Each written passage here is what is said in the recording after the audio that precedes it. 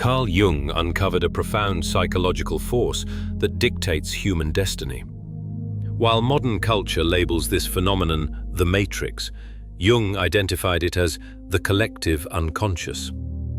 This is not mere speculation or a fringe theory. It is a fundamental biological and psychological reality governing your life, whether you acknowledge it or not.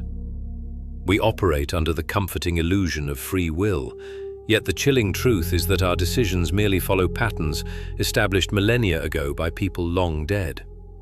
If genuine freedom is your conviction, consider this unsettling question. Why do you endlessly replicate the standard behaviors of the masses? Why do your intimate relationships rigidly adhere to narrative scripts found in ancient myths? Why does your personal suffering seem identical to that endured by your ancestors? The answer, which paralyzes most people, is simple. You lack the freedom you claim. Jung called this invisible governing entity the collective unconscious, devoting his career to alerting humanity to its immense power. This entity is not some sci-fi tyrant. It is the accumulated, shared history of humanity actively living within your mind.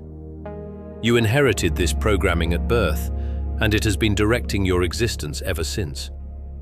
Most individuals never achieve awareness of this control, spending their lives performing roles they never chose, following scripts they never wrote, and ultimately dying without ever discovering the authentic self hidden beneath the programming. Jung observed that this entity incentivizes unconsciousness and violently resists attempts at liberation. The instant you attempt to break free, you will experience the full extent of its resistance. What is perhaps most unnerving is that you are not merely controlled by this entity. You actively assist in controlling others.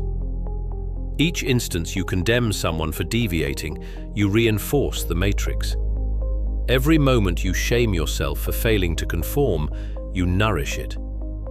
Every time you prioritize immediate comfort over difficult truth, you grant it more strength. Jung referred to this as archetypal possession. You may perceive yourself as a distinct individual, yet you are merely performing archaic patterns. The hero, the victim, the tyrant, the caretaker. These are not just convenient personality labels. They are scripts etched into the human psyche over millions of years, and they dictate your actions right now. Consider the rhythm of your daily existence. You wake up, immediately check your phone, compare your life to others, feel inadequate, and intensify efforts to measure up. You go to work, adopting the required mask, uttering only acceptable remarks, and suppressing your genuine thoughts. You return home, dull your senses with distraction, and prepare to repeat the cycle tomorrow. You define this pattern as normal. Jung labeled it possession. You are being lived by unseen forces, yet you have been conditioned to mistake this state for personal freedom. During World War II, Jung witnessed something that chilled him to the core. Entire nations simultaneously succumbed to madness.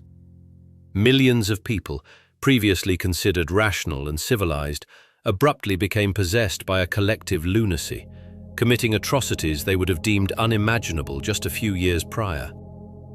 This was no accident. This was the matrix malfunctioning. Jung called these mass events psychic epidemics, warning that they would continue as long as humanity remained mired in unconsciousness. The horror is not confined to the past. It is unfolding presently. You simply fail to recognize it because you are embedded within the system. Observe your surroundings. People attacking one another over political doctrines adopted without rigorous thought.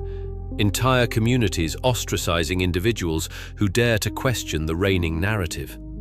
Masses adhering to incomprehensible trends, acquiring needless possessions, and believing things that directly contradict their lived experience. This is not simple folly. This is the collective unconscious operating at scale. The inevitable outcome when millions surrender to mass unconsciousness. Recall the last time you felt compelled to conform. Perhaps you silenced your true opinion, laughed nervously at an offensive joke, or endorsed a perspective you secretly rejected. You rationalize this as politeness, maintaining peace, or simply fitting in. But Jung revealed a critical truth. Every self-betrayal performed to achieve acceptance fortifies the entity. You strengthen its grip over yourself and everyone nearby.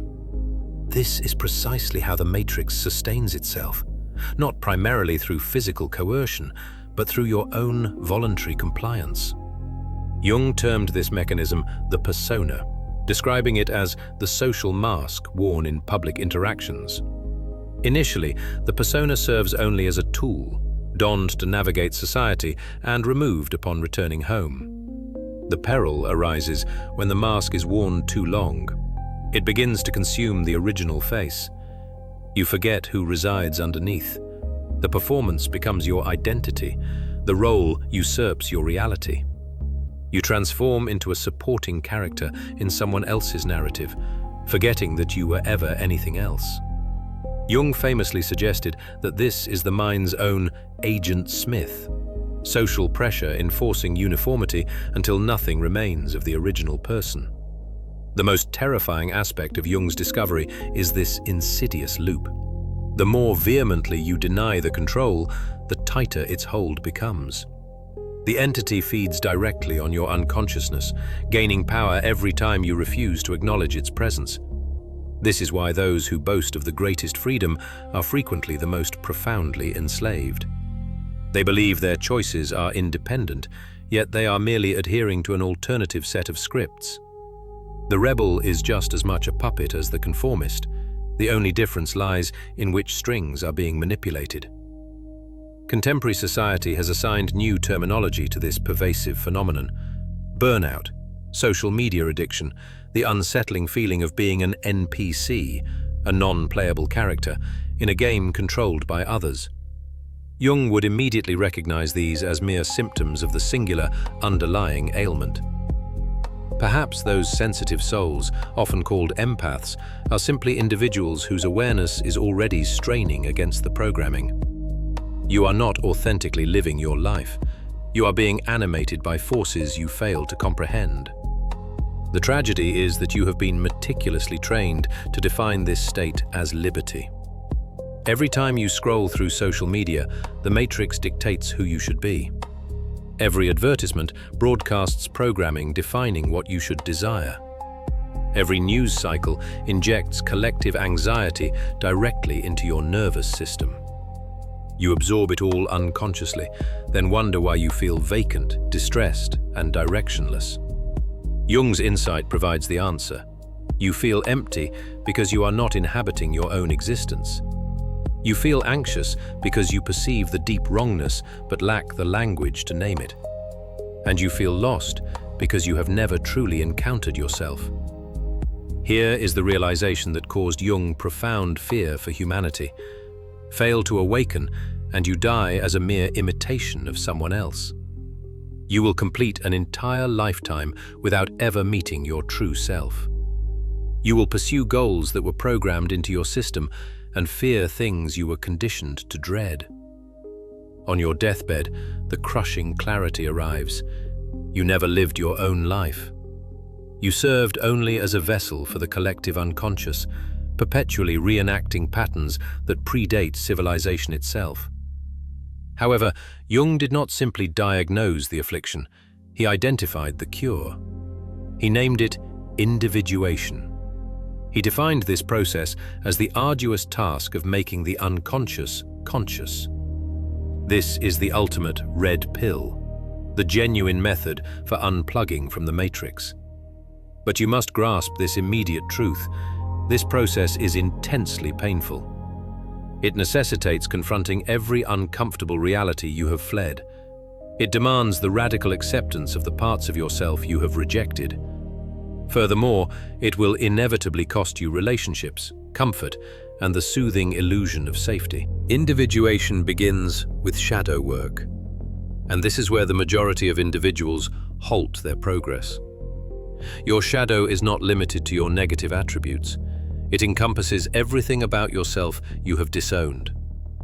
It includes your capacity for anger, your selfishness, and your potential for cruelty. Crucially, it also contains your raw power, your untapped creativity, and your authentic desires. Most individuals would sooner face death than confront their shadow. They spend their existence projecting it onto the external world, condemning in others the very traits they refuse to see within themselves. Jung concluded that wholeness is impossible until you integrate your shadow. True freedom is contingent upon acknowledging your own capability for darkness and evil. This is not a mandate to become evil, but a demand to become profoundly honest. When you accept your shadow, its control over you ceases. When you take ownership of your darkness, it can no longer possess you. This is the paradox Jung unearthed. The route to genuine goodness must pass through the acceptance of your capacity for malevolence. The road to personal freedom runs through the acceptance of your current psychological imprisonment. You cannot possibly transcend what you refuse to acknowledge. Reflect on the person you despise most intensely. The qualities you find repugnant in them are almost certainly the qualities you have rejected in yourself. The behaviors that provoke the strongest reaction, your triggers, are usually actions you are capable of performing but vehemently deny. Jung termed this mechanism projection, and it is a primary tool the shadow uses to maintain control. You create enemies in the external world specifically to avoid facing the enemy within. You wage war against others to distract yourself from the critical psychological battle occurring in your own psyche. The subsequent phase of individuation involves separating yourself from the herd mentality. This doesn't necessitate becoming a recluse. It means developing the crucial ability to stand alone when circumstances demand it. Jung noted that most people would gladly be wrong alongside the group than stand right by themselves. They willingly sacrifice truth for the sake of belonging. They betray their own perceptions merely to preserve social harmony. The individuated person learns to trust their internal experience, even when universally contradicted.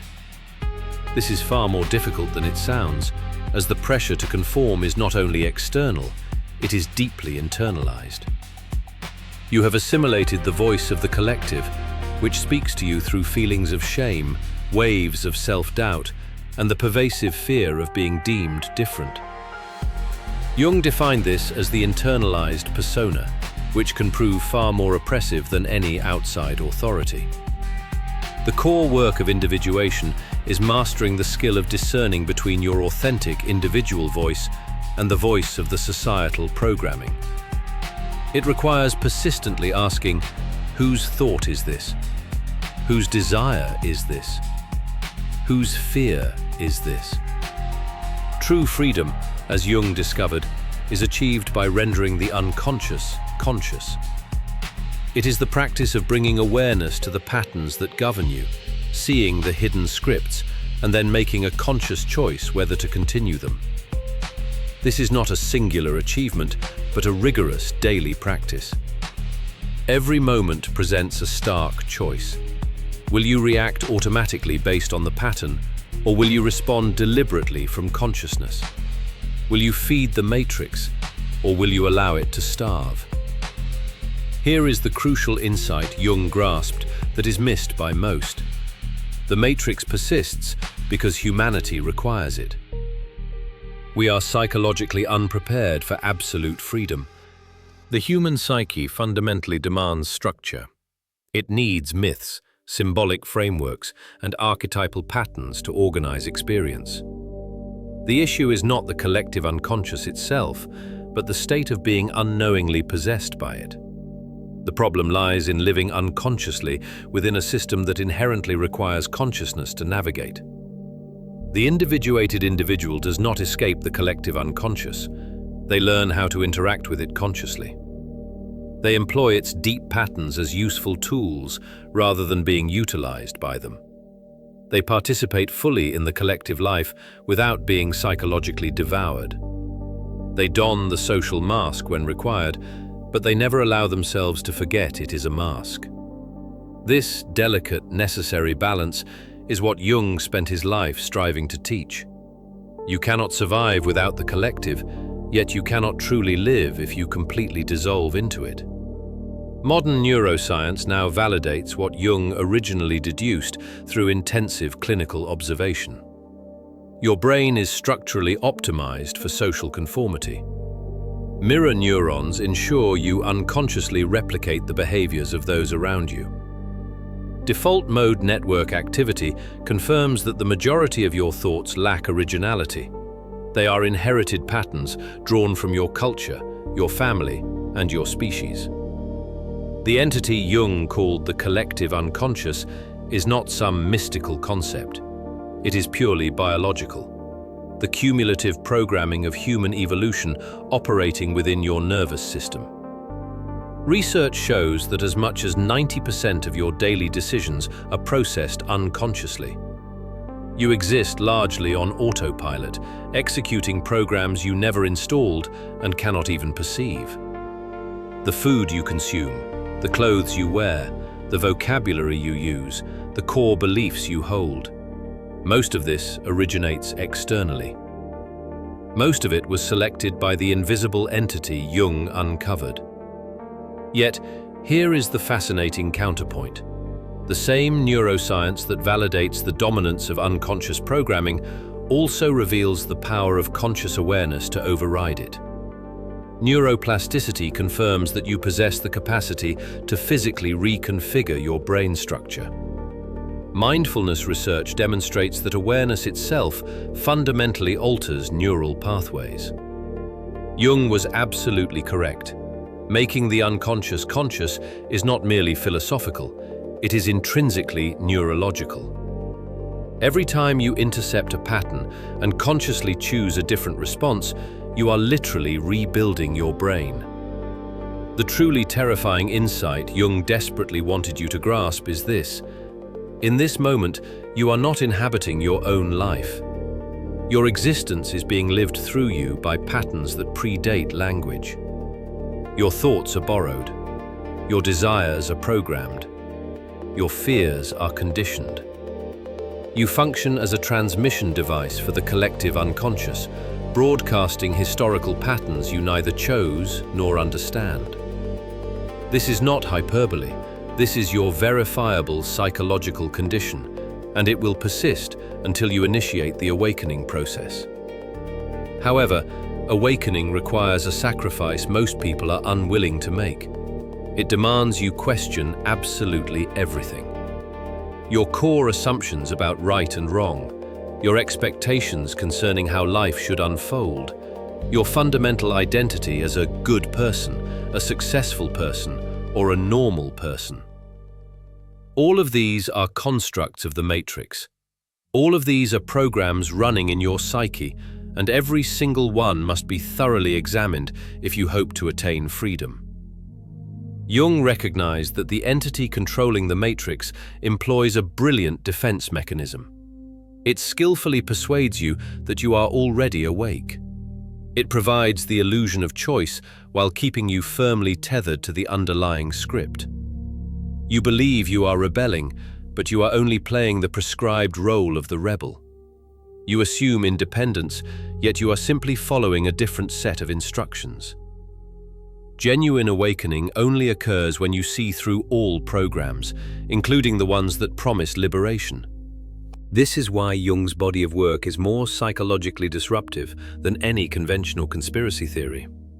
Conspiracy theories allow you to externalize blame, convincing you that freedom is achieved merely by defeating external bad guys. Jung annihilates that comfort. He shows that the enemy is internal. The matrix is not located out there. It is located in here. It is the architecture of your thought, the framework of your perception, and the way you interpret reality. And you cannot defeat it. You can only become conscious of it. The path of individuation is the journey of the solitary warrior. You will inevitably alienate friends who cannot tolerate your heightened awareness. You will lose family members who need you to remain conveniently unconscious. You will sacrifice the solace of conformity, of being normal, of never having to think for yourself. But this is your reward. You reclaim yourself. You gain the capacity to author your own life, moving beyond predetermined programs. You achieve freedom, not from the collective unconscious, but conscious freedom within it. You acquire the skill to choose deliberately instead of reacting instinctively. Jung spent decades meticulously documenting the psychological state of those who successfully complete the individuation process. They do not attain perfection. They become authentic. They do not escape suffering. They suffer consciously rather than blindly. They do not transcend the human condition. They accept it fully for the first time. And in that acceptance, they discover what the sleeping masses never will. They find profound meaning. Not the meaning dictated by societal norms, but meaning they actively create through conscious engagement with their own existence. These individuals learn to live seamlessly with paradox. They are simultaneously integrated into the collective and radically separate from it. They are both programmed and genuinely free. They are both fundamentally human and psychologically transcendent. This masterful capacity to hold seemingly irreconcilable opposites without collapsing into either extreme is what Jung termed the transcendent function. It is the unmistakable hallmark of psychological maturity. It is the ultimate objective of individuation. The entity controlling the matrix is not intrinsically evil. It is neutral. It is a force of operating like a fundamental law of nature, gravity or entropy. It simply executes its function, devoid of malice or deliberate intent. True evil, however, springs entirely from a lack of consciousness.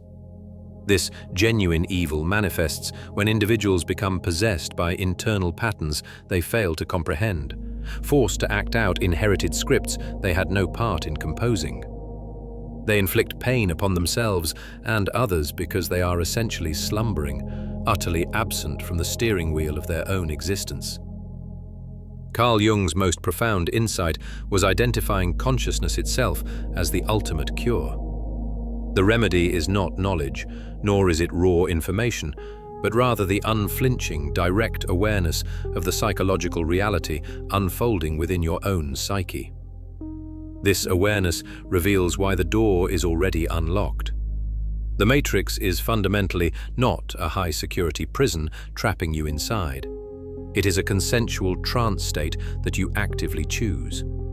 This choice is reaffirmed every time you instinctively recoil from discomfort, every time you passively accept a belief system without rigorous personal examination, and every time you defer to the crowd rather than trusting your own internal knowing. The controlling entity doesn't need external shackles. You imprison yourself entirely through these daily, unconscious choices. You hold the key in your hand, right this moment. However, activating that key demands profound courage. It necessitates the bravery to risk being wrong, to deliberately be different, and to possess the fortitude to stand utterly alone. It requires the courage to face your own shadow head-on, to honestly admit your inherent darkness, and thereby accept the entirety of your complex, flawed humanity. Furthermore, it requires the moral courage to disappoint others, to shatter commitments you should never have entered into, and to radically transform into a person your former self would genuinely fail to recognize. This is precisely why the majority of people never achieve individuation, not due to a lack of capability, but due to an unwillingness to pay the formidable emotional and social price. Jung grasped a vital truth that consistently eludes modern self-help philosophies. The process of waking up is neither comfortable nor inherently peaceful. It certainly is not a transition into a permanent, effortless state of bliss. Instead, awakening is a continuous, moment-to-moment choice to perceive reality exactly as it stands, rather than filtering it through the comfortable lens of how you wish it might be. It means prioritizing truth over soothing comfort, consciousness over psychic slumber, and authentic suffering over manufactured happiness. Crucially, this process never concludes. You don't simply wake up once and remain permanently alert. You must reawaken moment by moment, choice by critical choice, for the duration of your life. The inner work is ceaseless because the collective unconscious remains an eternal, active force. It is perpetually present, always exerting a gravitational pull, constantly offering the deep, deceptive comfort of remaining in unconsciousness. The individuated individual learns to immediately recognize this immense psychological pull, thereby gaining the freedom to consciously choose whether to follow or resist it. There are moments when conforming to the collective tide is the appropriate, ethical choice. Conversely, there are times when radical resistance becomes absolutely necessary. The decisive factor is executing the choice consciously, rather than being dragged along without awareness. The final, sobering truth that Jung ultimately documented is this: individuation is simply not a mandate for every single person. Some are, by necessity, destined to remain fully embedded within the collective dream. They serve a crucial, functional purpose there, actively maintaining the foundational structures upon which civilization relies. The real crisis arises when individuals who truly need to individuate deliberately refuse the call. When they feel the powerful inner summons toward consciousness, but choose, out of sheer paralyzing fear, to remain psychologically asleep. These people do not achieve the expected peace within the collective. Instead, they encounter a slow, corrosive death. They transform into the walking dead, physically vital, yet entirely inert in spirit. You intrinsically know if this describes you. You perceive the underlying wrongness. You sense that your current life path is subtly misaligned. You experience fleeting moments of profound clarity where the illusion dissolves, but then you rapidly suppress the insight and retreat back into slumber. This cyclical regression is the matrix reasserting its dominance. This is the collective unconscious forcefully pulling you back into comfortable alignment. And this pattern will continue indefinitely until you finally execute a fundamentally different choice. The choice itself is deceptively simple, though profoundly difficult to enact. You can opt to remain within the comfortable, familiar prison of unconsciousness, or you can step through the unlocked door and embrace the terrifying, absolute freedom of consciousness. You can continue reciting ancient scripts written by generations long dead, or you can courageously begin composing your own definitive story. You can remain a manufactured copy, or you can finally become an irreplaceable original. Jung is not presenting a promise of salvation or easy grace. He is offering something far more challenging: radical responsibility. The responsibility to undergo the transformation necessary to become who you actually are, rather than remaining the programmable identity you were conditioned to be. The true entity controlling the matrix is identified by Jung as the collective unconscious. He named this force a century ago. He meticulously mapped its dangerous territory. He documented its subtle, recurring patterns, and he definitively showed the path out. Yet, he cannot walk the terrifying path for you. No one can accomplish this task on your behalf. This will undoubtedly be the loneliest journey you ever undertake. It is also, crucially, the only journey truly worth the effort, because at the terminus of this ascent, you finally encounter your actual self. And in that moment of profound recognition, you realize that self was worth every terrifying step of the effort required to find it. The matrix is real. The door stands open. You merely need to be brave enough to walk through it. Subscribe. The analysis continues. See you in the next dimension.